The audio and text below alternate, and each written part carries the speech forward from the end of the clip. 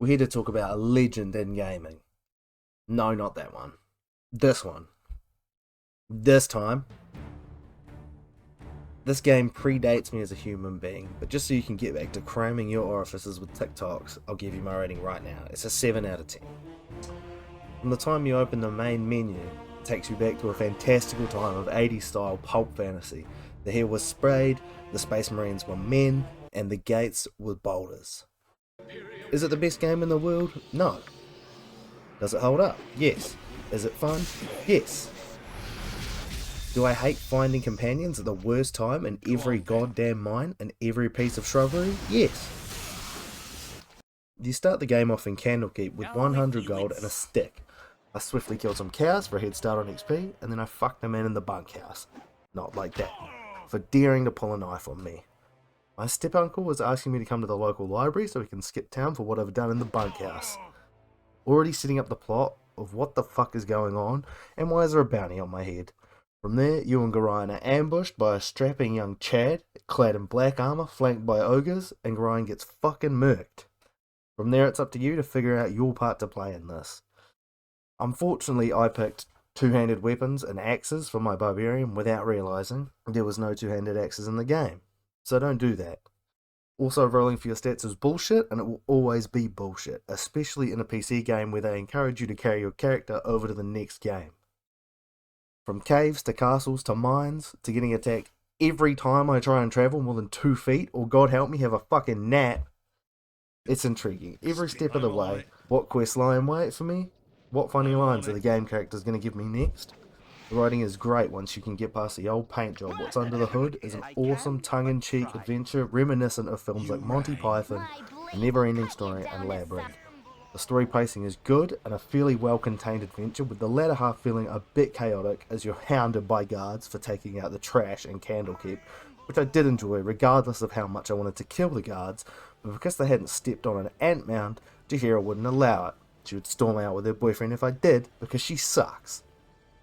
I just found myself giving the guards the runaround so I could find an inn, while I rushed around playing Pink Panther to figure out the conclusion to why there is a bounty on my head, and why Chad wants to be governor mystery.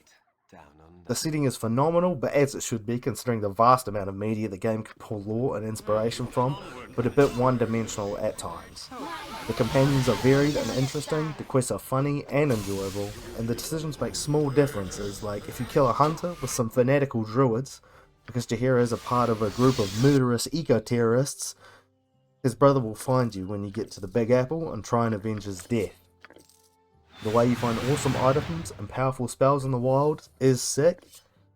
Now, it's not without its issues and its flaws. Let's get the graphics out of the way. I personally love the art direction. It's charming, but some of the areas are horrific to navigate due to the graphics of everything being the same muddy brown or the same slate grey. Some of the monster models also look like shit too, and the character models definitely leave something to be desired. The combat is fun when your tactics come together, but without a decent amount of knowledge of the combat systems, you might find yourself like me getting deep decked by every pack of Edicaps, or every room with more than one mage in it, which there is a few of. The actual layouts of some of the areas are uninspired and very confusing, and I'm sure that's due to the sheer scope of the game at the time, making it feel a bit like a linear game posing as a non-linear adventure. Also, staircases and exits and entries are a nightmare to find, and also for some reason near impossible to fit a 6-man party through, making using all 6 available character slots feel like a chore at times. The combat balancing I actually feel is mostly fine and makes for an enjoyable power fantasy once you start figuring things out, however the balancing of XP feels off due to the archaic D&D systems. Different classes taking much different amounts of XP to level, and it's fucking annoying.